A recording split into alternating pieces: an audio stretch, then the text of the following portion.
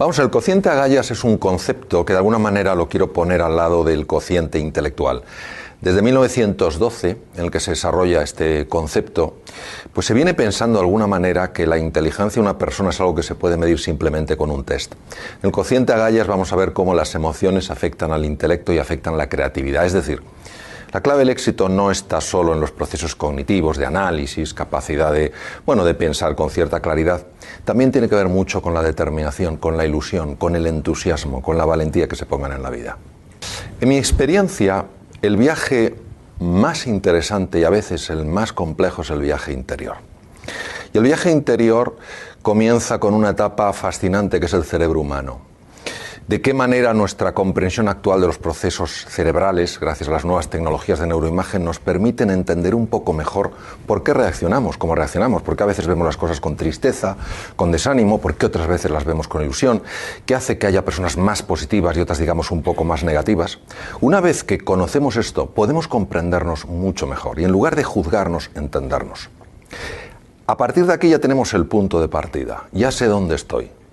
Ahora, lo importante es dónde quiero estar. Y viene la segunda etapa, que es superarse.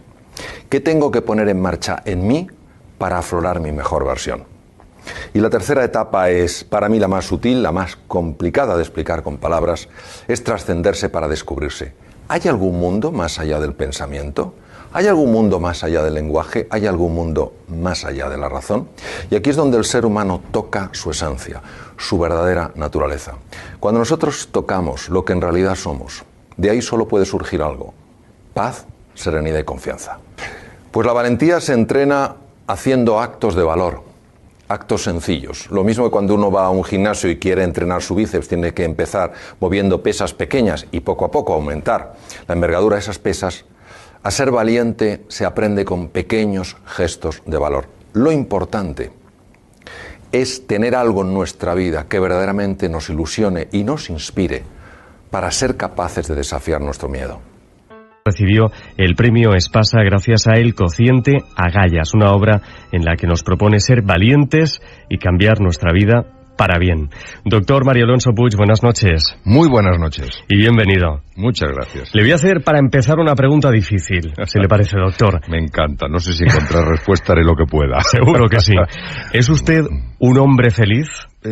Soy feliz porque mi vida me permite experimentar aquello que de alguna manera me va mejorando como persona. Eso no quiere decir ni mucho menos que no tenga mis momentos de dificultad, que no tenga mis momentos de tristeza, que no tenga mis momentos de desesperanza.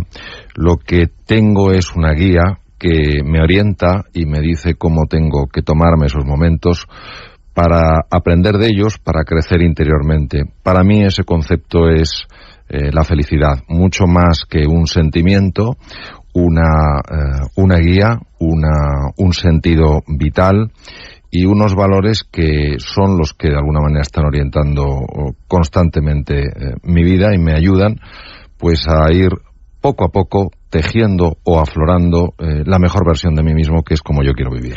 En el libro hace usted referencia a algo que dijo José Ortega y Gasset: no somos un participio, sino un gerundio. ¿Ser feliz es algo innato o algo que uno tiene que ir construyendo poco a poco? Vamos a ver, el ser humano en su interior, si fuera más consciente de su auténtica naturaleza, su esencia, se daría cuenta que la felicidad es intrínseca. Es decir, cuando una persona toca su núcleo, se da cuenta de que ese núcleo es la fuente de la sabiduría, la fuente de la verdad, de la bondad, de la unidad y la belleza.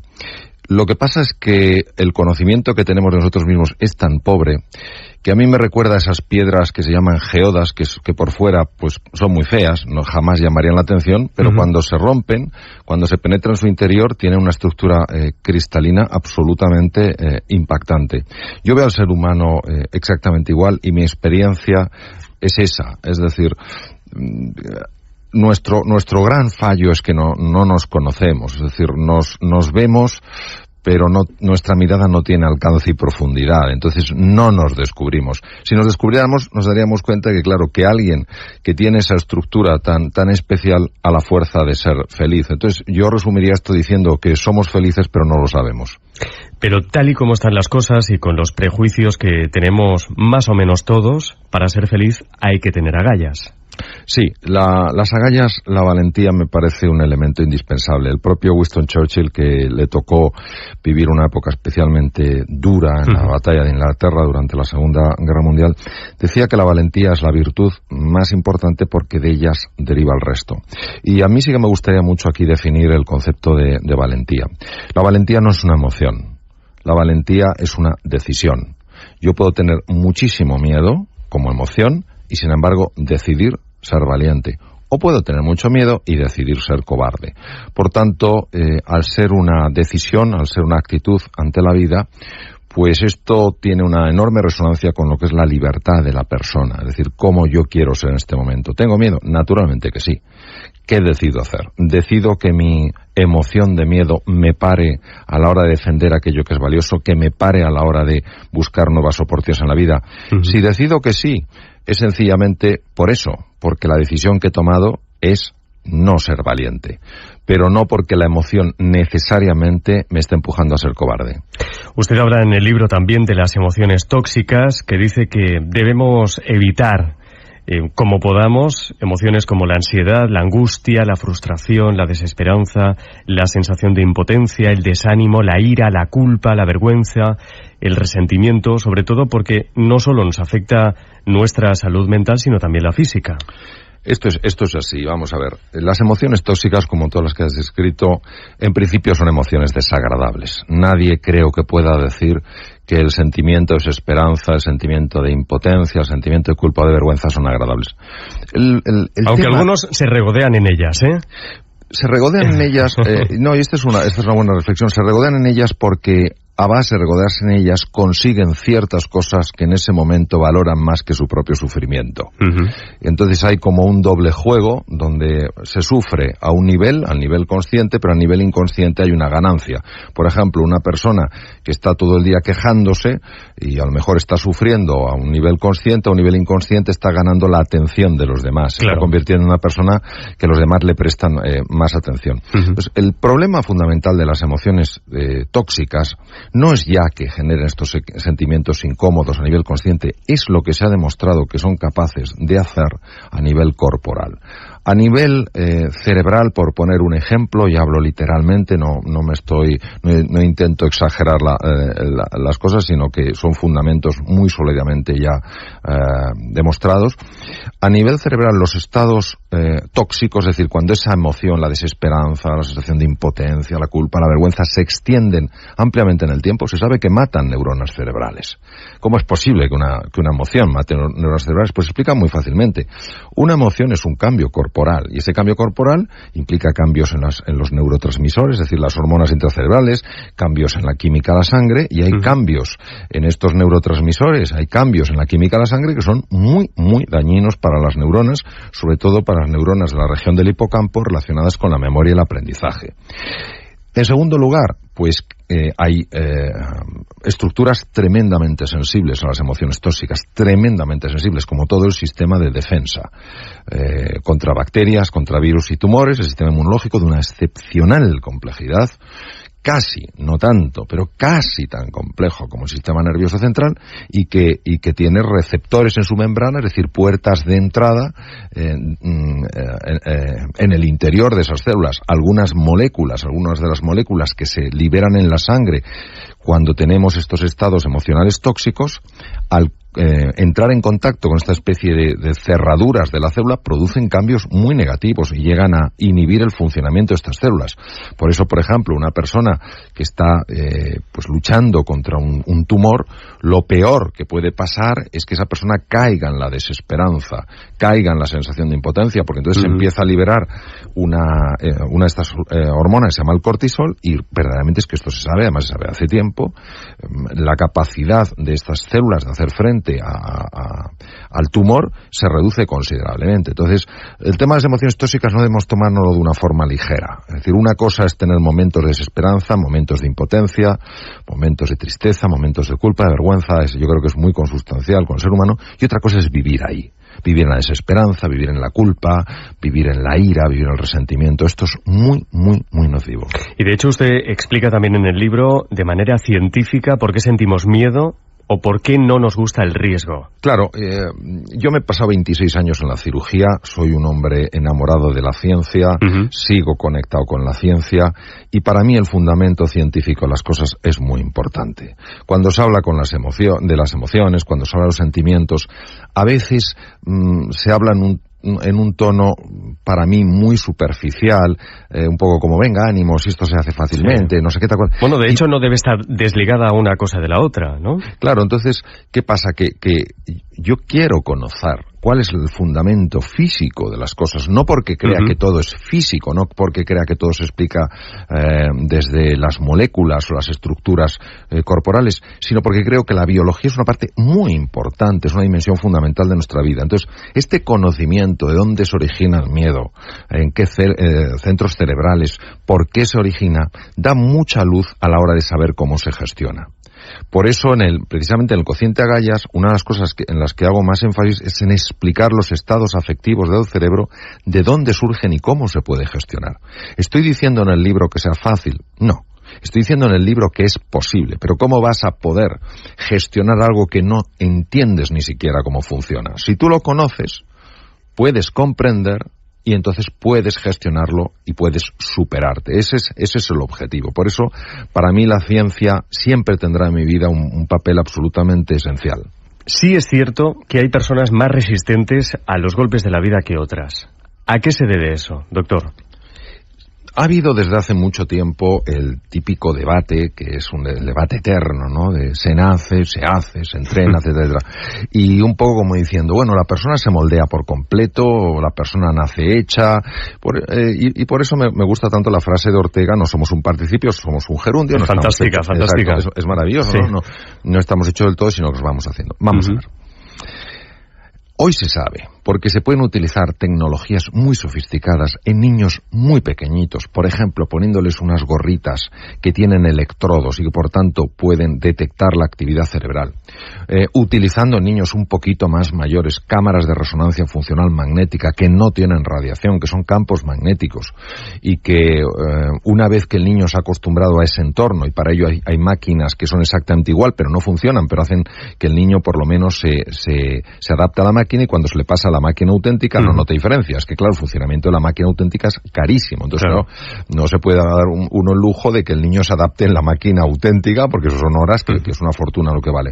Entonces se ha podido ver que hay niños que nacen ya con una predisposición clara a ser más optimistas en la vida, y hay niños que nacen con una predisposición clara a ser más pesimistas en la vida.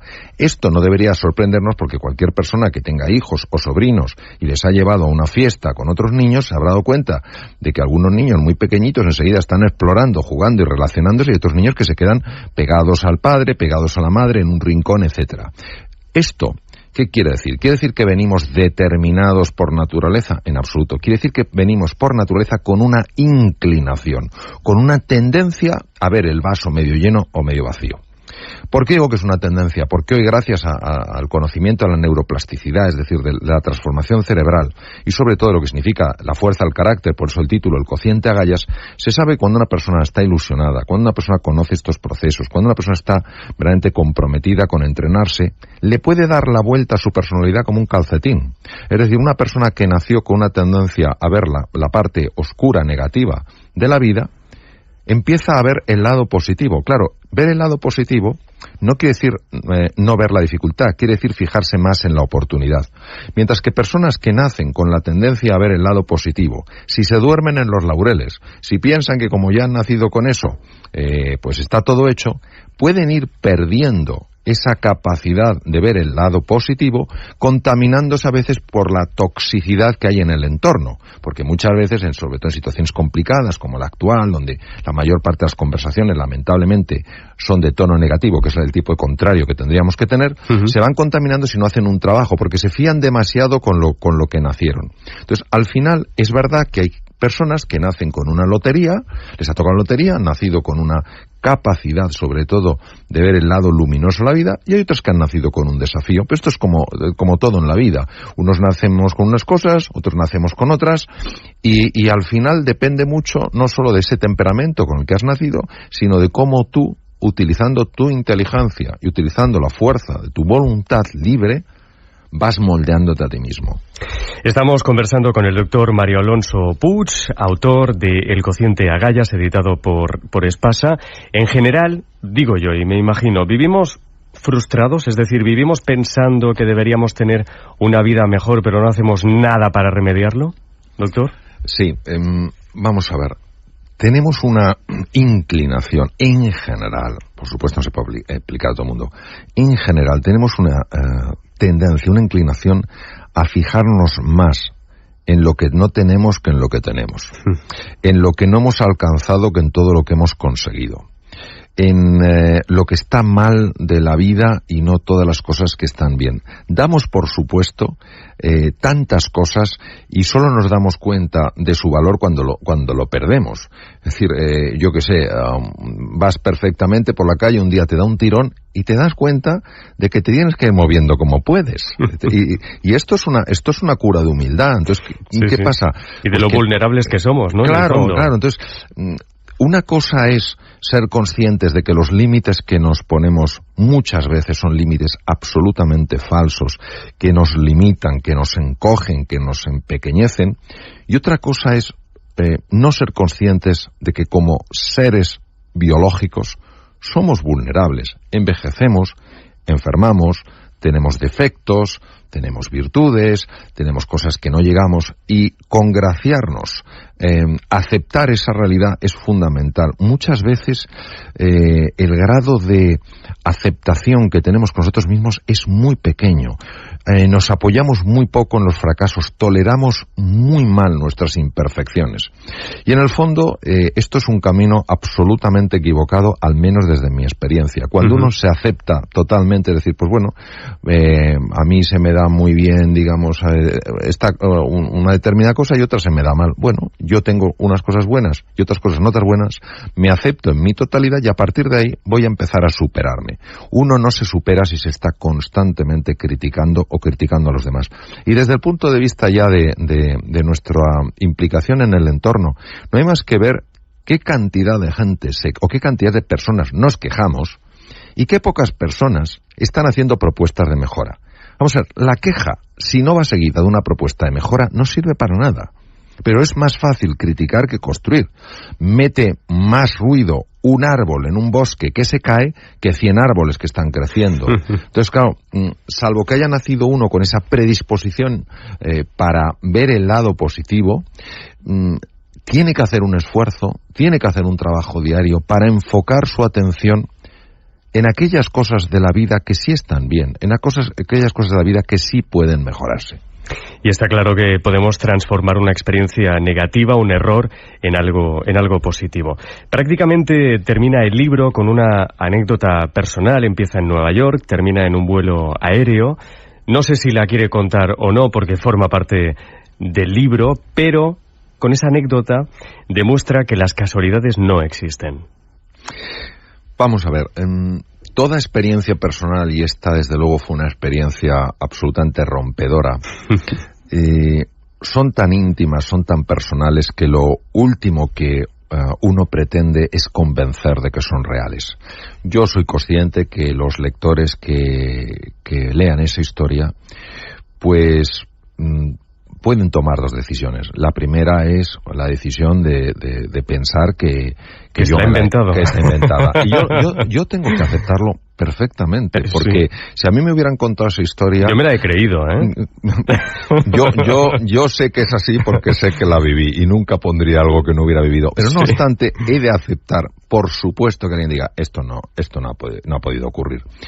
Pero sencillamente es una cosa esa experiencia fue tan rompedora para mí que, teniendo en cuenta que es de mi mundo más íntimo y que jamás la había contado en público, me pareció que, teniendo en cuenta que estaba hablando de lo que es la trascendencia, es decir, aquello que supera nuestro conocimiento racional de las cosas, aquello que va más allá de la materia, me parecía que era muy oportuno compartir esto. Entonces, para mí, en mi vida no hay casualidades. hay más bien causalidades. Lo que pasa es que a veces es muy difícil entender cómo esas causas operan entre sí. Y sencillamente, en esa historia que yo cuento en mi regreso de la convalidación de mis estudios de medicina de Nueva York a Madrid, lo que cuento es el descubrimiento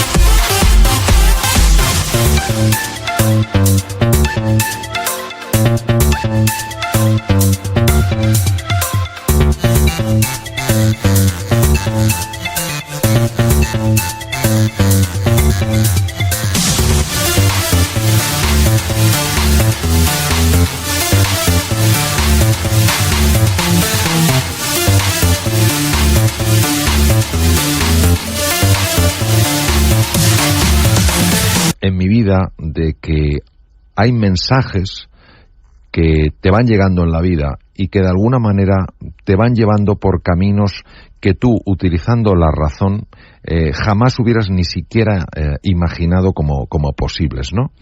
Y tener esta fe en la vida con mayúsculas, dejarse llevar con un poco de confianza por donde ella te quiere llevar, pues es sencillamente abrirse a lo que a mí me gusta llamar el misterio con mayúscula, algo que la razón humana no es capaz de comprender y que, sin embargo, en una lógica más amplia, más grande, tiene perfecto sentido.